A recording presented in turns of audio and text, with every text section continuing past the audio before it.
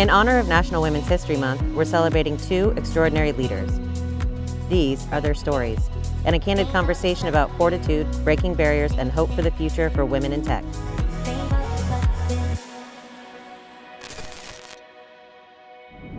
What do you look for in leadership, Liz? Well, actually, I always hire on personality. So it's the one thing that you can't teach is a personality. You can teach anybody any skill, you can train them, but to be a good, cohesive work partner, that's what I always look for. And it's somebody that I can champion along the way and get them to where they need to be. What do you look for in a leader? What I look for when hiring or promoting a leader is, number one is coachability. And, this desire to learn, because someone needs to be able to, you got to take coaching. Even though you're a leader, you need to be led. And so it's very, very important that they, have that thirst to learn and that they take that coaching. The other thing that's really, really important to me is not just accountability, but someone who's self-aware. And also someone who could say, that was me. Okay, that's all mine. And I take responsibility for what I've done, right? And so I think accountability is huge and something I look for when developing leaders or in a leader. And, work ethic is very important too, because it does take a lot of work. And many times the leaders, there's that book, Leaders Eat Last. And it's true, many times, leaders sometimes even will make less money than the people that work for them. So leadership is a labor of love. It's not something you do to make money, or it's really something you do because you want to lift people up. So I look for people who want to lift people up, who love empowering and inspiring others. In fact, they get more satisfaction from doing that for another person than even doing it for themselves. So that's what I look for. Carrie, can you tell us a little bit about your career journey? Where did you start? What made you the success that you are today? So my career journey has been just so eclectic. And I actually started right out of college. And again, I didn't finish college. See, I don't have a college degree. And I'm actually proud of that because I've accomplished so much without it. And the reason why, I didn't finish is my dad died tragically, and I just went into this depression and I dropped out of college. And I thought, well, what better thing to do than to join the Marine Corps? So I did that. I sold life insurance door to door, and I took a 7-year break, and I was with my kids. And it was an amazing experience. I'm so glad I did it. But then I felt like I was behind. I was back in that place in my life of like, okay, now what am I doing? What's my purpose? Where am I going? What am I supposed to do with my life? And because of my history and all the adversity that I've overcome in my life, I really had a passion to help people and make a difference. So I actually got 5 coaching certifications and became a life and business coach. And I did that for 7 years.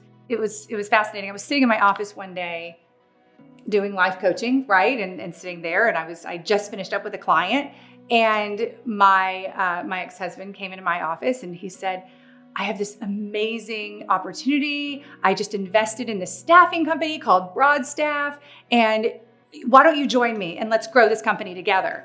And I said, well, I don't have any experience in staffing at all. And why not? Let's do it, right? I'm always a yes. I'm a yes even probably when I shouldn't be. And it was interesting because he said, Carrie, I'm not participating in this company. This is yours. Like, this is all you. And it was the first time that I was actually at the helm. So it was so neat because all the eclectic experiences of my background, everything that I thought was so random, and why am I doing all of these things?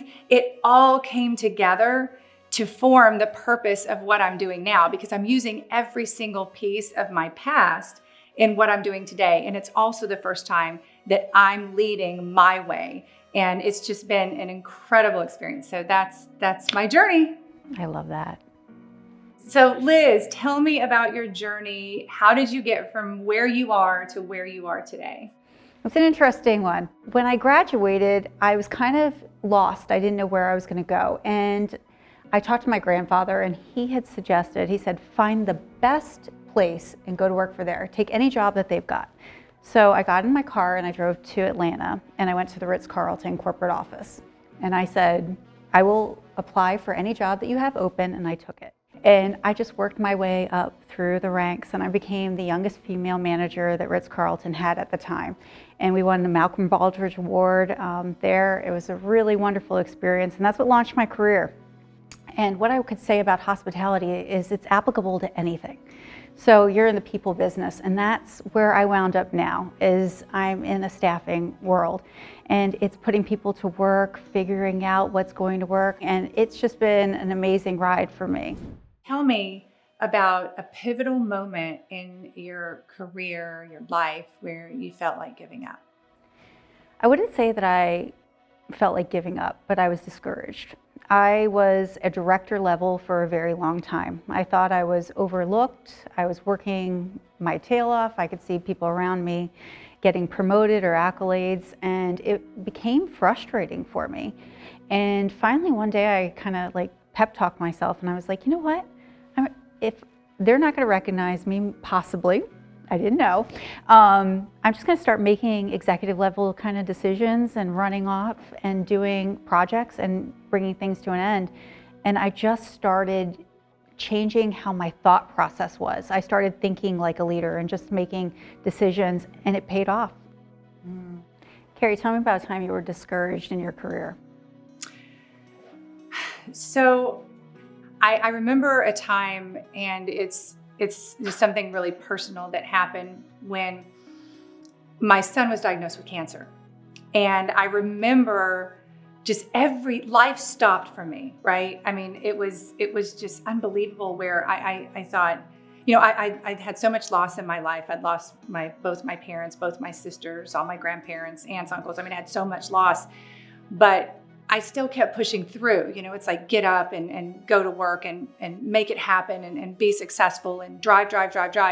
But when I got that news that my son was diagnosed with cancer, I remember like I didn't care about anything. Nothing mattered. I didn't want to go to work. I didn't care about work. I didn't care about, I just wanted him to live, right? And so I think in that moment, I needed to understand that me moving forward was not about me. It was about everybody that I was going to be touching in the future. Like the people that listen to my story and say, you know what, I've got to pick myself up. I've got to keep going. I can't stop. And so I want to be a voice for those people, to be able to pick myself up and say, yes, I've been through all of that, but I kept going, and I focused on what I needed to do. And it's so interesting today because he's a survivor. He's a cancer survivor, and he's in law school. And, you know, he tells me, and it just makes me cry sometimes, but he's like, Mom, I'm so proud of you. And, you know, because I did keep going. I kept going, and I became very successful. And it just means the world that he and my daughter both are so proud of me. So it made a difference. So why do you think women are underrepresented in the tech field, and what changes do we need to have to create more opportunities for women? Well, I think this problem started many, many years ago because it was just not a typical career for a woman or a little girl even in elementary school. So I think now it's changing and it's getting better, but everything is top down, really. It starts with the leadership of a company. And I think leaders need to become very, very serious about everything from attraction to retention to programs and mentorship and sponsorship, and become very serious about creating more diversity in their workforce. I love it. And I couldn't agree more. You know, women today make up 47% of the workforce, but in tech, it's less than 25%. And that number is astonishing. And it does start at home. There are tools out there that girls should be playing with. They've done a whole Lego series, and they've started doing them in colors that are more attractive to girls. That creates creative thinking and using your brain and problem solving. Those are tools that we need to engage the girls with in building. They should be using things like Minecraft. That's another great one. I like seeing young girls on those games. So it's attracting them at a young age. And I think that leaders need to work a little harder, or a lot harder, when they're looking for talent. Because too many times in tech, it's you post a job, right?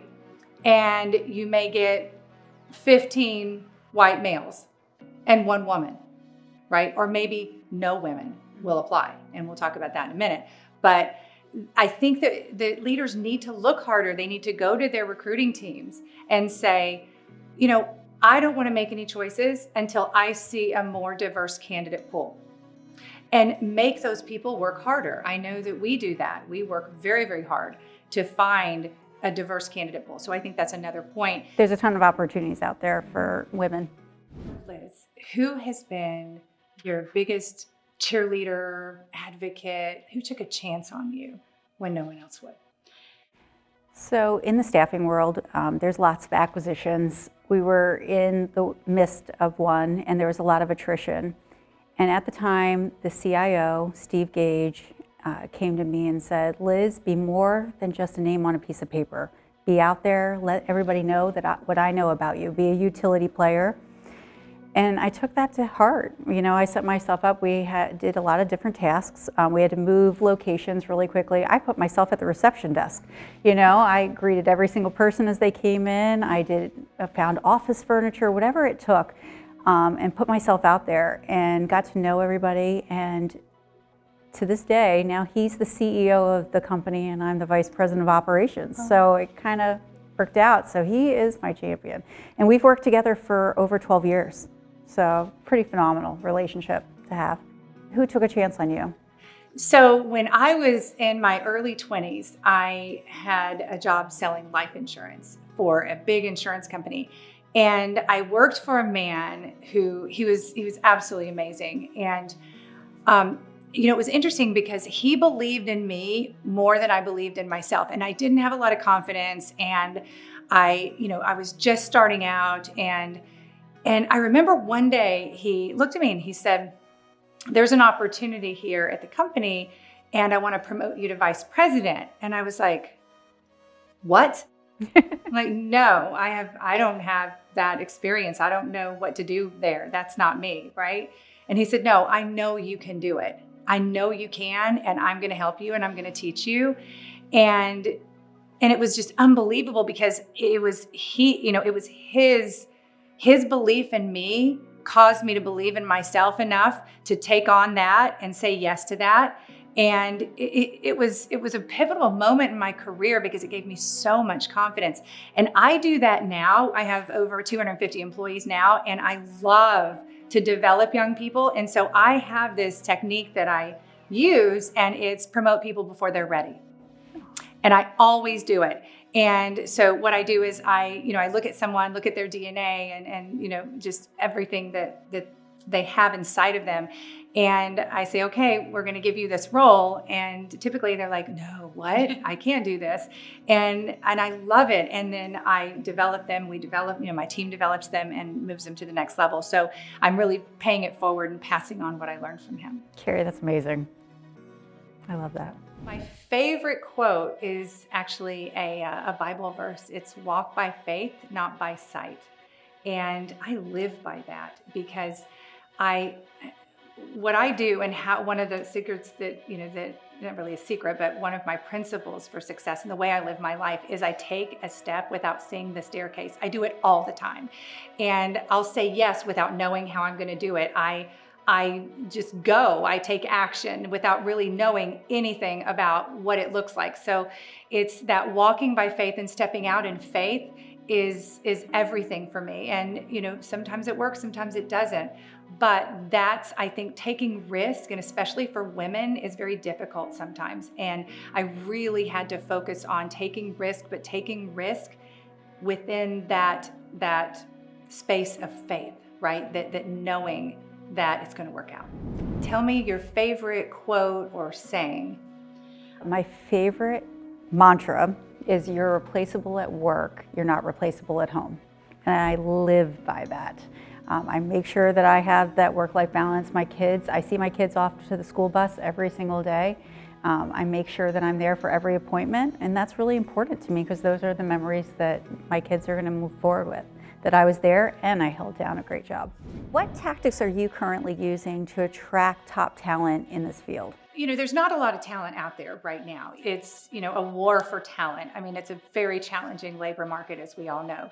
So one thing that I'm doing and also recommending our clients to do is to hire character and train skill, and to really take chances on people that they normally wouldn't hire before, to look at all their long list of requirements and, just chop half of them off and, hire someone based on who they are inside, their work ethic, their soft skills, their grit, their tenacity, their personality, like all of these things. And, it really makes a difference, because not only can you can get really great people that many times are very loyal because you're taking a chance on them and giving them an opportunity, but it also can decrease your labor cost, because people who have that long list of certifications and qualifications and experience, they're very expensive right now. So taking that chance on someone and having that training and developing, I think is definitely a tactic that we use. The other thing that I'm suggesting to all of our clients is to invest in a trainer or a leader of some sort that can train inexperienced people. And that way you have a wider candidate pool, and you can bring in people with no experience or little experience.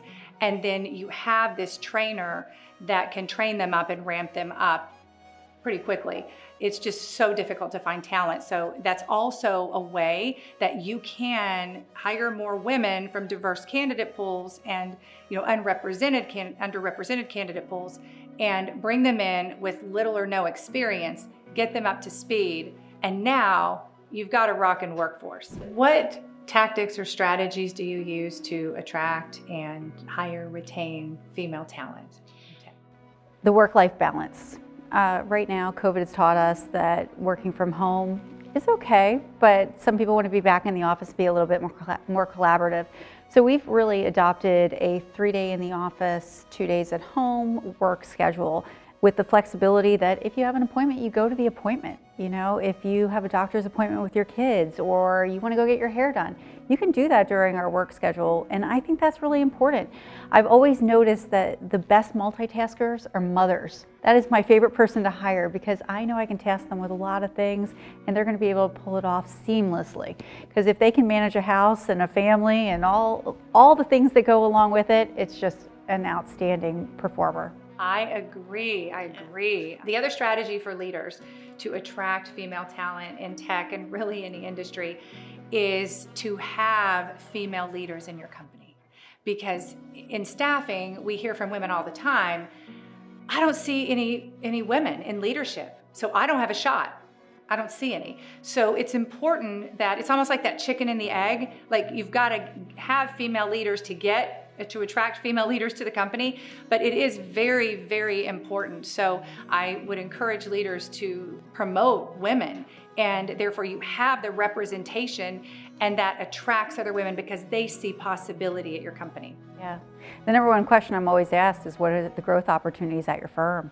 And the sky is the limit. I'm living proof that I'm vice president sitting at a huge organization doing well. What advice would you give a young woman who's just starting her career in the tech field? I would say be passionate about the problems you're trying to solve, and use your skills and your abilities to get there. Love that. So the advice that I would give to a young woman starting out in the tech field today is to speak up and let your voice be heard. You want to learn self-promotion, and it's very challenging for women at times, but it's important to speak up, take risks, and volunteer, right? If there's a project that comes up or something that you think, gosh, I really would like to do that, then say yes. But it is important to stand out at your company in any way possible. The other suggestion that I would have is your network is your net worth. And finding mentors and sponsors and people that can really help lift you up, and also that you can ask for advice. But you want to build, and not just build your network, but you also want to nurture it. because you can build a network and connect with people, but if you don't stay connected with them, then it's not going to work for you. So I think that nurturing of that network, and what I suggest to young women is take 50 people, right? Get a list of 50 people and stay in touch with them on a regular basis. Maybe it's once every 2 months, check in, how are you doing? And then have a few mentors, not just one. Have a mentor in all areas of your life because it's all connected. Have a mentor for your career, have a mentor for physical fitness or spiritual or, your relationship. I mean, have mentors and people that you trust in every single area of your life, because if your whole life works, then you're much more there's a bigger chance that you're going to be successful if your whole life is working. The other piece of advice that I give to young women is that you've got to be uncomfortable. You have to be scared to death. I mean, and I get up every day, and if I'm really comfortable and I find myself in a comfort zone, I'm like, okay, what can I do that is just way outside my comfort zone? What can I agree to? What can I try? You want to become comfortable living in an uncomfortable space in order to be successful. And it's all about, yes, you're going to be afraid. Yes, you're going to feel, you're going to walk into a room in a networking event and you're not going to know anybody. And then there's going to be all these people talking to each other and you're going to feel so uncomfortable, but that's great. So you want to get used to that feeling and just putting yourself out there and going right through that fear and taking action anyway. Once you get comfortable with the no's, the yeses are even more spectacular. Yes. In fact, another, what I would tell young people as well is I would say, all right, get 100 no's. Your job is to get 100 no's. And then I would check in with them. How many no's did you get today? Oh, you got 5. Great. You now 95 left to go. Because it's just the way life works, that if you try, then there's more of a possibility that you're going to win. But if you don't try, you're not going to win. So, going after those no's, you're eventually going to get a yes.